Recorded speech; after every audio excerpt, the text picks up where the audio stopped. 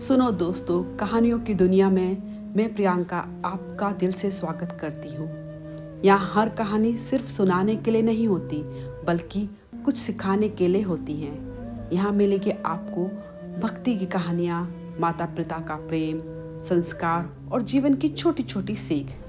तो अगर आपको कहानियाँ पसंद है तो वीडियो को अंत तक देखें और चैनल को सब्सक्राइब कर लीजिए। तो चलिए मैं लेकर चलती हूँ आपको कहानियों की दुनिया में। एक गांव में भोला नाम का एक गरीब ब्राह्मण रहता था। वह बहुत ज्ञानी था, शास्त्रों का गहरा ज्ञान रखता था।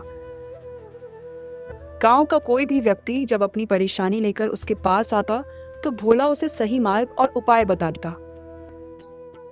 एक दिन उसकी पत्नी सुधा ने उससे कहा, सुनो जी, आप जो सबको उपाय बताते रहते हो, क्या ये सच में काम करते हैं या बस लोगों को बहलाते हो? भोला ने शांत स्वर में कहा, तुम मेरी धर्मपत्नी होकर मेरी बातों पर संदेह कर रही हो। मेरी वाणी कभी असत्य नहीं होती। सुधा बोली, अगर ऐसा है तो अपने लिए कोई उपाय क्यों नहीं करते? हमारी गरीबी तुम्हें दिखाई नहीं देती क्या? भोला मुस्कुराया, अमीरी गरीबी तो श्री हरि की माया है, लेकिन उन्होंने हमें कभी भूखा नहीं सुनाया। सुधा ने गहरी सांस लेते हुए कहा, एक दिन ऐसा भी आएगा जब कोई तुम्हें पूछेगा नहीं और तब हमें भूखा ही सोना पड़ेगा। समय बीतता गया। भोला भगवान विष्णु की भक्ति में लीन होकर जीवन बिताता रहा। तभी एक दिन एक धनी सेठ उसके पास आया। भोला जी, मेरे पास धन की कोई कमी नहीं, लेकिन संतान सुख नहीं है, आखिर मेरा दोष क्या है? भोला ने ध्यान लगाकर कहा, सेठ जी, यह आपके पिछले जन्म के कर्मों का फल है। आप एक शिकारी थे, आपने एक चिड़िया को मार दिया। वह अपने बच्चों के लिए दाना लेने गई थी और उसके बच्चे भूख से मर गए। सेठ दुखी होकर बोला, कोई उपाय बताइए पंडित जी, मैं आपको धन से भर दूंगा। यह सुनकर भोला को क्रोध आ गया, क्या तुम मुझे धन से खरीदना चाहते हो? जाओ यहाँ से।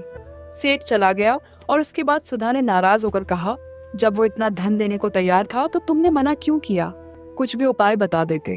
भोला ने दृढ़ स्वर में कहा, मैं श्री हरि का भक्त हूँ, झूठ बोलकर पाप की कमाई नहीं कर सकता। उस दिन के बाद सेठ ने पूरे गांव में भोला की बुराई फैला दी और धीरे धीरे गांव वालों ने भी उससे मुंह मोड़ लिया। अब हालत ये हो गई कि भोला और सुधा के पास खाने को भी कुछ नहीं बचा।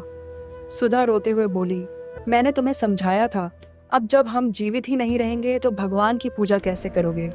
कुछ दिन और बीते, दोनों इतने कमजोर हो गए कि उठ भी नहीं पा रहे थे। सुधा ने धीमी आवाज में कहा, लगता है अब अंत समय आ गया है। भोला ने आंखें बंद करते हुए कहा, मुझे तो लगता है अब भगवान से मिलने का समय है, तुम भी श्री हरि का स्मरण करो। दोनों ने मिलकर भगवान विष्णु का ध्यान किया और तभी अचानक उनका घर दिव्य प्रकाश से भर गया। शंख चक्र, गदा और पद्म धारण किए भगवान विष्णु उनके सामने प्रकट हुए। दोनों की आंखों से आंसू बहने लगे। भोला कांपती आवाज में बोला, प्रभु, अब तो हम आपके चरणों में प्रणाम भी नहीं कर सकते। यदि कोई भूल हुई हो तो हमें क्षमा कर दीजिए। भगवान मुस्कुराए, भोला, तुम मेरे सच्चे भक्त हो, तुमने कभी मुझसे कुछ नहीं मांगा। दुनिया ने तुम्हें ठुकराया, फिर भी तुम्हारा विश्वास अडिग रहा। फिर उन्होंने सुधा की ओर देखा। सुधा, परीक्षा के समय मन डगमगाना स्वाभाविक है, लेकिन अंत में तुमने भी मेरा स्मरण किया, इसलिए तुम भी मेरी कृपा की अधिकारी हो। इतना कहकर भगवान विष्णु ने दोनों पर अमृत बरसाया। क्षण भर में दोनों पूरी तरह स्वस्थ हो गए। उनके चेहरे पर तेज और आंखों में शांति थी। भगवान बोले, आज से तुम्हारे जीवन में कभी किसी चीज की कमी नहीं होगी, लेकिन याद रखना, इसका अहंकार मत करना। और फिर भगवान विष्णु अंतर्ध्यान हो गए। तभी पूरा गांव वहां इकट्ठा हो गया। सबने भोला से क्षमा मांगी। सेठ भी पछताते हुए आगे आया। भोला ने मुस्कुराकर कहा, मैं तो केवल श्री हरि का दास हूँ, सब उनकी कृपा है।